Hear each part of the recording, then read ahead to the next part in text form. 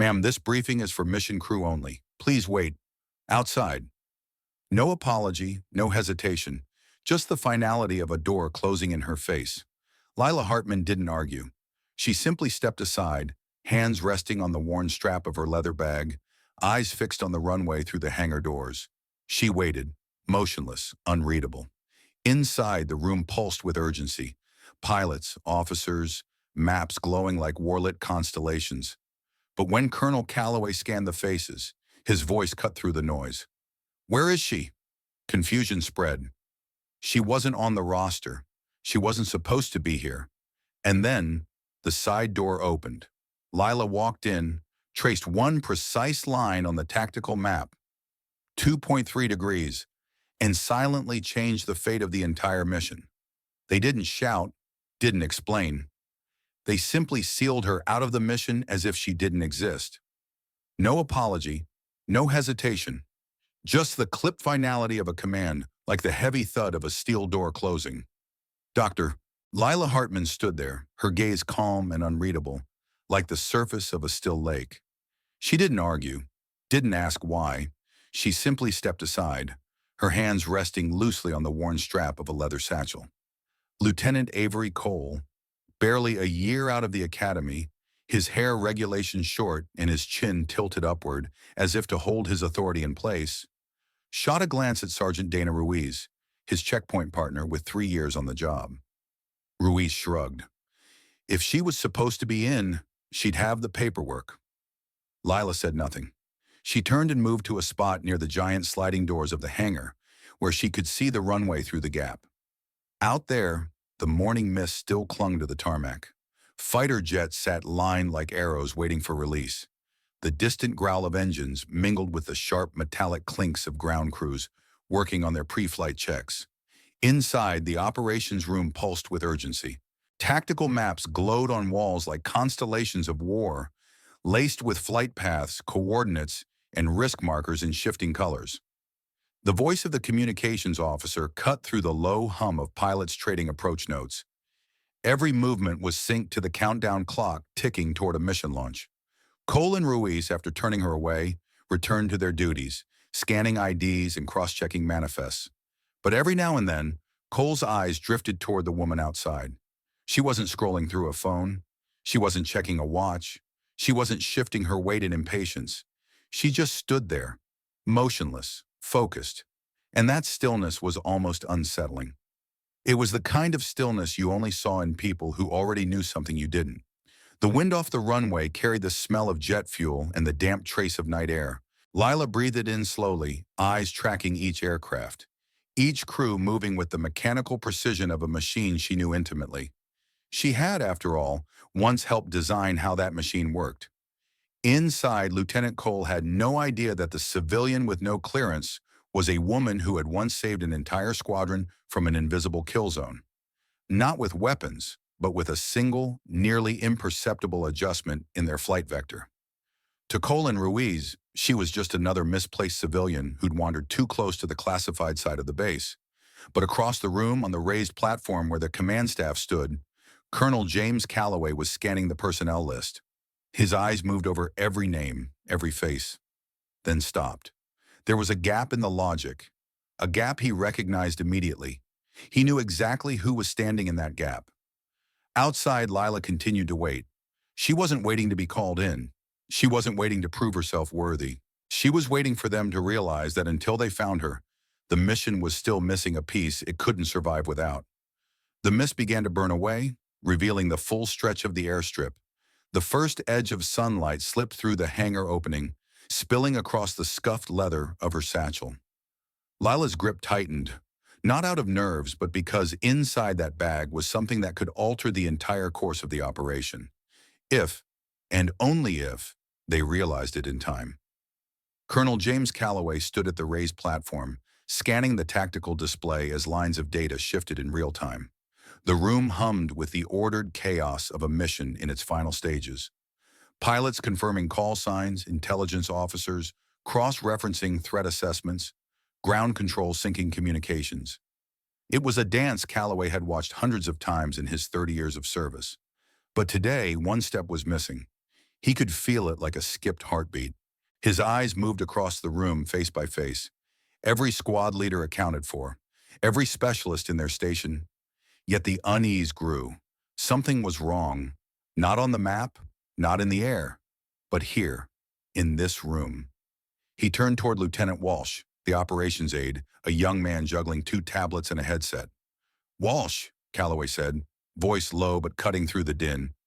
"Verify the attendance list again." Walsh tapped quickly, scrolling through the manifest. "Sir, all mission crew present and accounted for." Calloway's jaw tightened. No, not all. He stepped closer to the display, its blue glow cutting sharp lines across his weathered face. In his mind, he traced the chain of intelligence that had brought them here. The layered sources, the encrypted relays, the behavioral models that had flagged the threat in the first place. And at the very start of that chain was one person. One civilian analyst who didn't appear in any roster because she had no official role. "Dr. Lila Hartman. Where is she?" he asked louder now. The words froze the air. Conversations halted.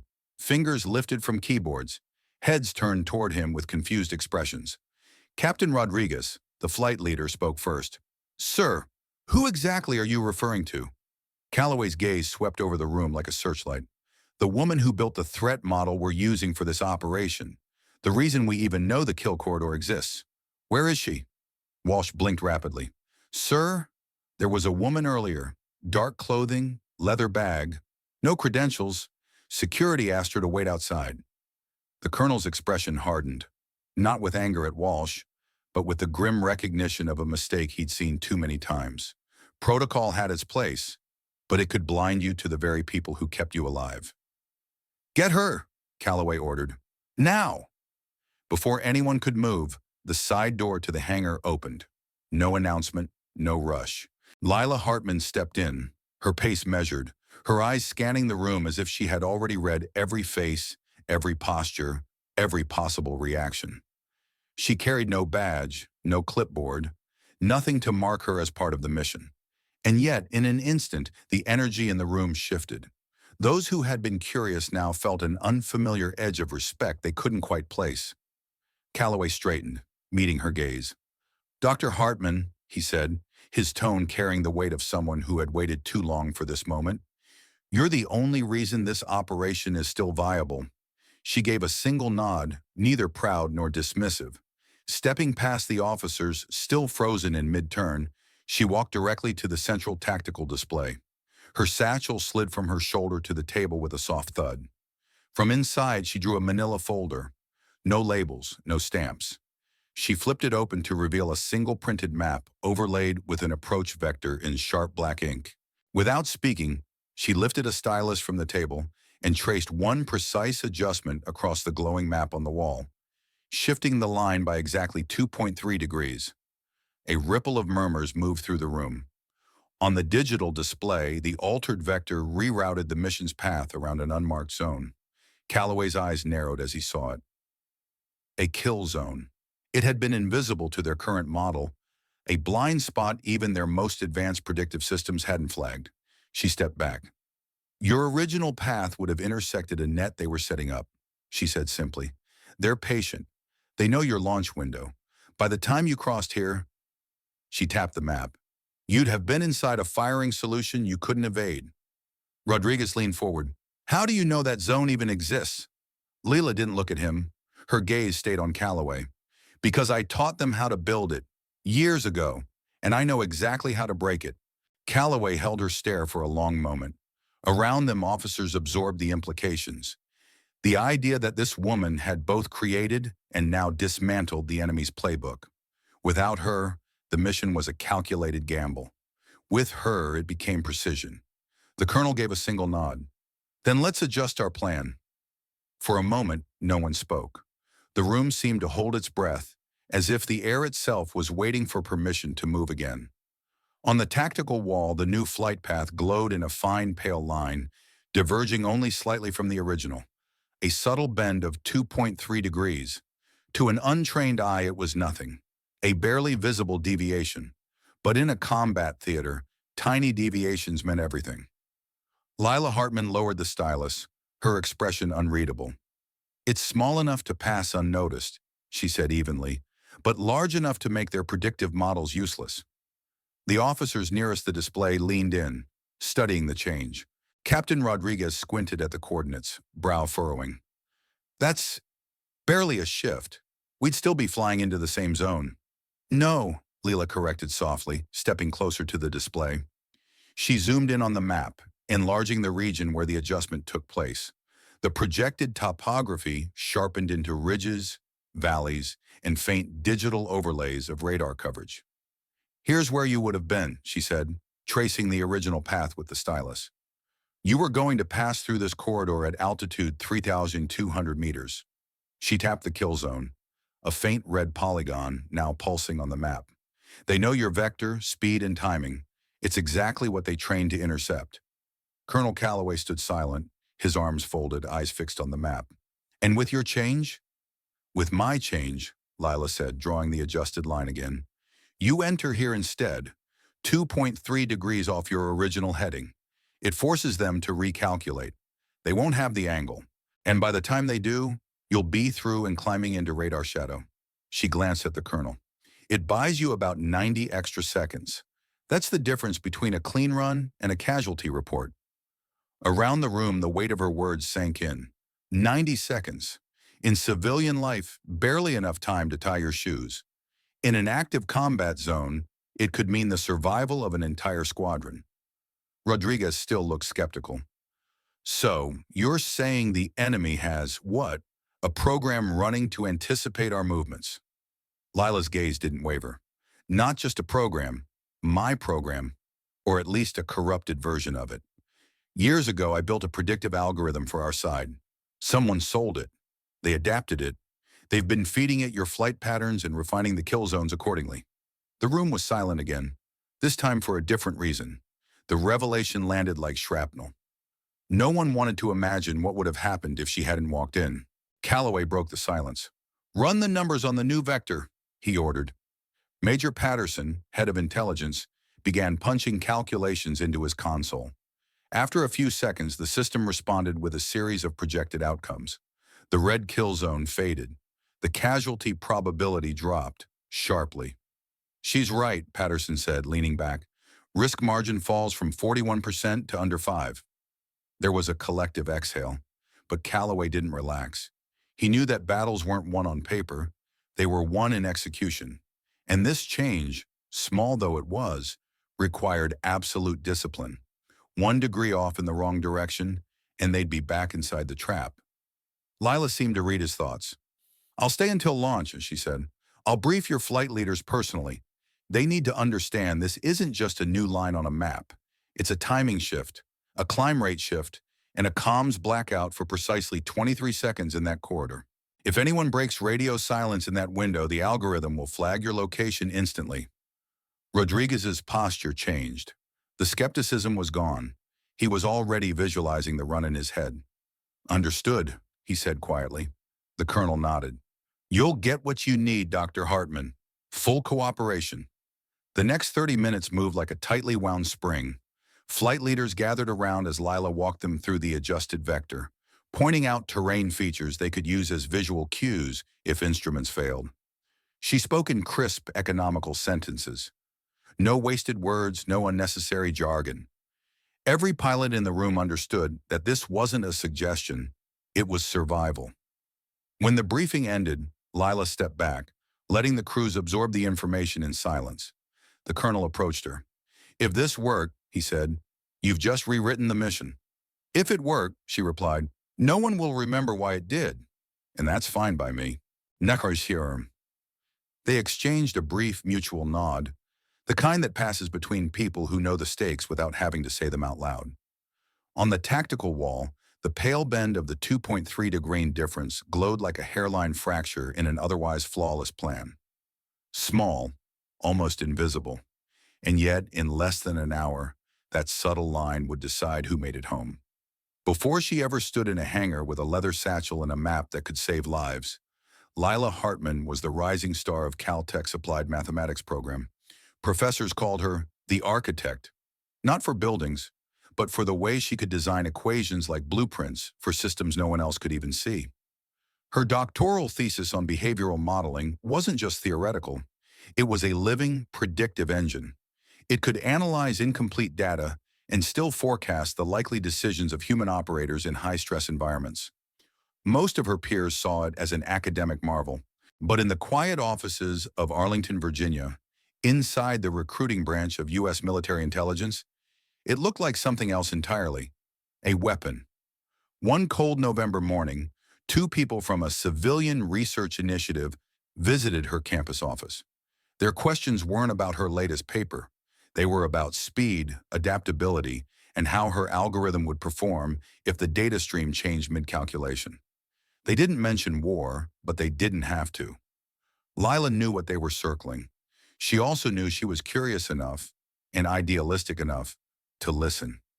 6 weeks later, she was officially on contract with Task Force Orion, a joint intelligence unit that existed only in footnotes buried under layers of classification.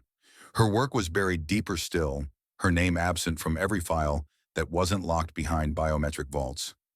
Task Force Orion specialized in one thing: staying ahead of threats that traditional doctrine couldn't predict. Lila's models became their compass. Missions began ending faster, cleaner, with fewer casualties. A handful of senior officers came to see her not as a mathematician, but as a silent member of the operational team, one who could bend probabilities until the impossible became probable. For 3 years, the wins stacked up. Then came Operation Glass Veil.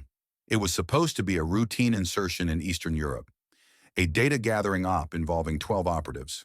Lila's model had mapped the enemy's logistics, predicted patrol routes, and identified a window for entry and exit. Everything was calculated, precise, down to the second. But precision is a double-edged blade. Someone inside had sold the mission parameters to the other side. The enemy didn't just know the op was coming, they knew every timing variable, every decision branch, every fallback route. They used her own work against her. On the ground, the op collapsed in minutes. Gunfire cut through the planned extraction zone before the team even arrived. Lila wasn't there, but she heard the comms feed until the channel went silent. Of the 12 operatives, only 4 came home. The betrayal was confirmed, but the leak was never traced to a single person. The investigation churned on in secrecy, but for Lila, the damage was already carved in stone. At the memorial service, she stood in the back, dressed in civilian clothes, her hands clasped in front of her as she listened to folded flags being presented to families. She didn't speak to anyone. She couldn't. That night, she typed a resignation letter, unsigned, unadorned, and sent it through a secure channel. No explanations, no blame, just an exit. In the 4 years that followed, she disappeared into academia, this time at a small liberal arts college in Vermont.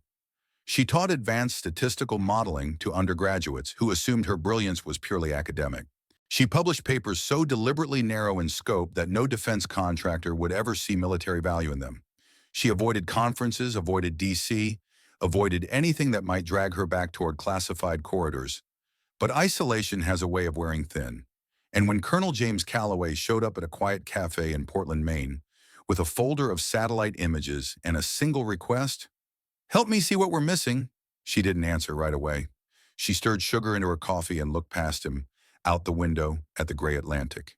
He told her the threat pattern was unprecedented, that traditional models couldn't map it, that without someone who understood how to think outside the enemy's expectations, lives would be lost. She had walked away from the world that used her mind as a weapon. But in that moment, she realized something hard. The weapon still existed, whether she wielded it or not. And if she didn't pick it up, someone else, maybe someone without her conscience, would. So she said yes. Once, unofficially, just for this mission. The cafe was half empty, the kind of place where conversations stayed low, and the music was little more than background hum. Outside, a cold drizzle swept along the brick streets of Portland, Maine, carrying the smell of salt from the nearby harbor. Lila Hartman sat alone in a corner booth, a coffee cooling between her hands. She liked this cafe because no one asked questions, and no one recognized her name. At exactly 9 a.m., the door opened. Colonel James Calloway stepped inside, bringing with him a draft of damp air and the quiet authority of someone who didn't need to prove he was in charge. He spotted her instantly. She knew he would, and crossed the room without hesitation. "Dr. Hartman," he greeted, sliding into the seat across from her. His uniform was civilian today, dark jacket, pressed shirt, no insignia. But his posture was pure military. "Colonel," she replied evenly. Her eyes flicked to the leather messenger bag he carried, thick with documents. "This isn't a social call." "No," he agreed, "it isn't." He placed the bag on the table and pulled out a manila folder. No labels, no stamps. Just wait. He flipped it open, revealing satellite images, blurred gray landscapes, overlays of vector lines, red circles marking points of interest. "This," Calloway began, "is Operation Meridian Echo. We've been tracking an emerging threat pattern for 3 months. It doesn't fit anything our models can predict. Traditional analysis is failing. We've lost 3 reconnaissance flights already. I can't risk a 4th. Lila didn't touch the folder. She didn't need to. She could see enough from where she sat. "And you think I can fix that?" "I know you can," Calloway said, "because the only other time I've seen a pattern this complex was one of yours.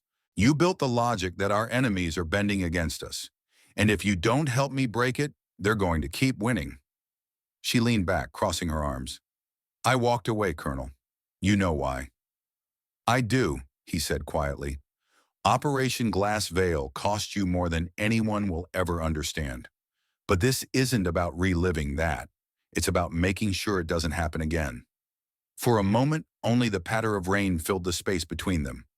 Lila's eyes drifted to the window, where pedestrians hurried past under umbrellas. She could almost pretend she was one of them. An ordinary professor, with an ordinary life, free from classified briefings and encrypted comm channels.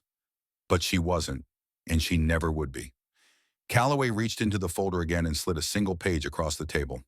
It wasn't an image, but a line of probabilities, cascading like falling dominoes. "This is the risk curve if we fly the current vector," he said. 41% casualty projection. She read it twice, once as a mathematician, once as a human being. "That's not a curve," she said at last.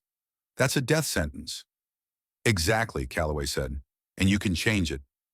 Lila was silent for a long moment, fingers curling around her coffee mug. Finally she asked, "What's the timeline?" 7 days until launch," Calloway answered. "But I want your read in 3. The longer we wait, the more they adapt." She exhaled slowly. She had promised herself she'd never go back into this world. Not for the military, not for anyone. But promises made in safety were easy to break when the stakes were lives hanging in the balance. 3 days, she repeated. No paperwork, no reinstatement. And when it's over, I disappear again. Calloway gave a single nod. "Agreed." Lila reached for the folder at last, sliding it toward her side of the table. The paper was still warm from his hands. The images, the data, the variables. They all began to align in her mind, a pattern emerging like a photograph in a darkroom. She took a sip of her now cold coffee and set the cup down with finality. "Then let's start." At 0430 hours, Hangar 3 was alive with the muted roar of generators and the hiss of hydraulics. Mission Meridian Echo was entering its launch window. Outside, the runway lay under a thin veil of mist, the air sharp with jet fuel and cold steel. On the wall-sized tactical display, 2 lines glowed. The original approach vector, straight, clean, predictable. And beside it, in pale white, Lila Hartman's 2.3-degree deviation. It was a near-invisible curve, bending slightly west before rejoining the original path toward the target. Colonel Calloway stood with his flight leaders. "Dr. Hartman," he said, "walk them through it one last time." Lila stepped forward, stylus in hand.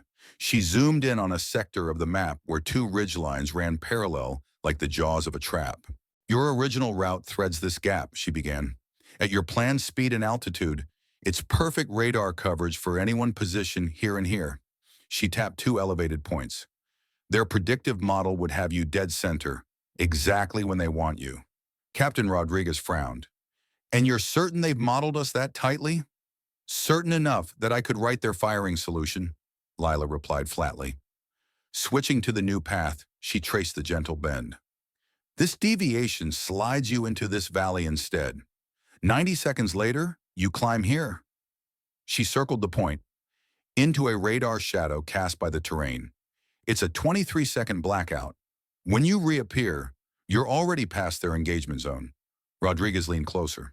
So, 90 seconds from the path shift, 23 from the climb, that's 113 seconds they can't touch us. Exactly, Lila said. It's not just the angle, it's the timing. Their model will be chasing a ghost. The colonel's voice cut in. And if we'd flown the original vector? Lila didn't hesitate. You wouldn't all come back. Silence settled over the group. It wasn't fear, but recognition. The kind that binds a team tighter than any order ever could. By 0500, crews were moving to their aircraft. Engines spooled up, blasting waves of heat into the cool air. Lila stood near the hangar doors, headset on, eyes on the live feed. The digital clock counted down, every second now a knife edge. The first jets rolled down the runway, lifting into the dim light. On the map, their markers followed the pale curve of the new path, the old route faint in the background, like a shadow of what could have been. Entering Valley, Rodriguez's voice came over comms. Dropping to planned low altitude. On the enemy overlay, intercept vectors shifted, locking onto the old path. The trap was springing on empty air. Climb now, Lila instructed, calm and precise. The jets surged upward, cutting into the radar shadow exactly as planned. The feed showed enemy tracking scatter in confusion. Contact with objective in 30 seconds, Rodriguez reported, his voice lighter now. The strike came fast and exact. Targets neutralized, no casualties. The exit vector swept them out clean, leaving the enemy's predictive net grasping at nothing. At show 6:15, the first jets touched down. Calloway turned to Lila. Relief and respect were written across his face. Every single one of them made it home. She removed the headset, her reply simple. That was the plan.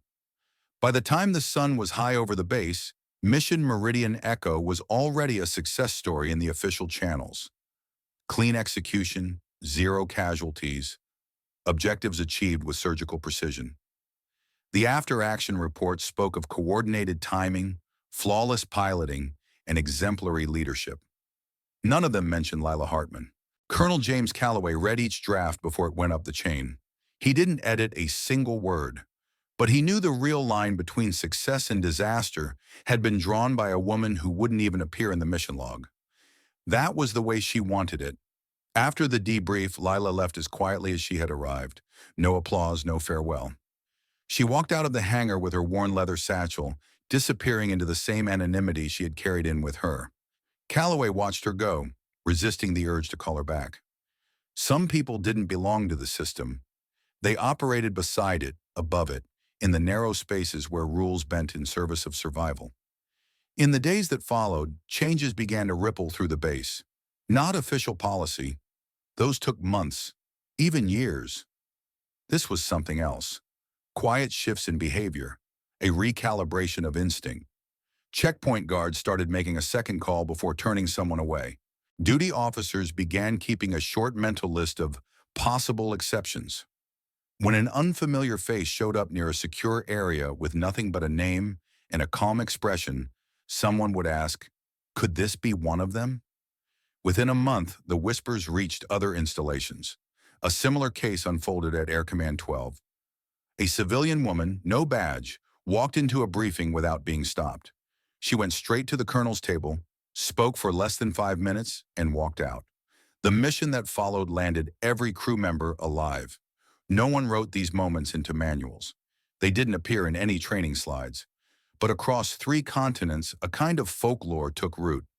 A recognition that some operatives moved without official rank, without clearance cards, and without explanation. And when they appeared, you didn't ask them to wait outside. You got them where they needed to be. Calloway kept Lila's manila folder in his personal safe, untouched since the mission. The maps, the notes, the calculations. He knew them by heart. What mattered wasn't the paper.